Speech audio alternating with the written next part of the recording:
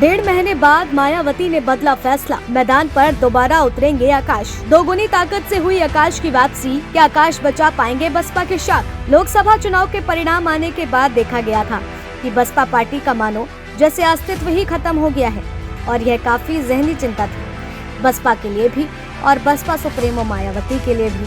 अब सवाल उठा कि आखिर इन चुनावों में ऐसा क्या हुआ कि दलितों के लिए आवाज उठाने वाली पार्टी को दलितों का ही साथ नहीं मिला। मगर इसके पीछे देखा गया दिसंबर 2023 में जब मायावती ने अपने भतीजे को अपना उत्तराधिकारी बनाया और चुनावी मैदान में उनका आक्रोश भरे तेवर, जनता के हित के लिए वह बातें नजर करते आए तो जनता ने उनको पसंद करना शुरू कर दिया।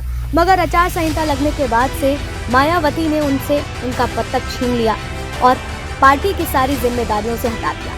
लेकिन फिर परिणाम आने के कुछ ही दिन बाद यानी कि हाल ही में मायावती ने यह फैसला सुनाया कि वह उनकी पार्टी अपने प्रत्याशी उपचुनाव में उतारेगी, जिसके लिए उन्होंने स्टार प्रचारकों की लिस्ट भी जारी की।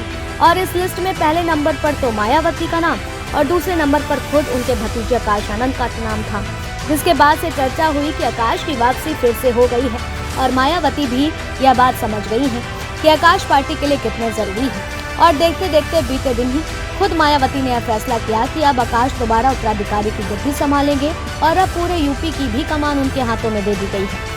लेकिन सवाल हुआ कि लोकसभा चुनाव में आखिर मायावती ने यह फैसला क्यों लिया। कहा जाने लगा कि शेर अपने शिकार से पहले 2 कदम पीछे लेता है और उसी के चलते ऐसा किया गया और उपचुनाव में बसपा ने रिलॉन्चिंग करके अपनी चाल चल दी है। और अब क्या यह दाव उपचुनाव की तैयारियों के लिए तो नहीं। बहरहाल इन चुनाव में अपनी शाख बचाने के लिए मायावती कोई कसर नहीं छोड़ना चाहती हैं, क्योंकि 10 जुलाई को उत्तराखंड में उपचुनाव होने हैं और इन चुनाव के परिणामों पर जहां बसपा का खाता तक नहीं खुला है तो दूसरी ओर आजाद चंद्रशेखर नगीना सीट से जीत ले गए हैं। ऐसे में वहां जरा सी भी चूक बर्दाश्त नहीं करेंगी। तो इसको लेकर के जो कहीं ना कहीं तमाम कयास लगाए जा रहे थे कि आखिर आकाश आनंद की रिलॉन्चिंग क्यों गई है, तो यह वजह भी सामने आ रही है।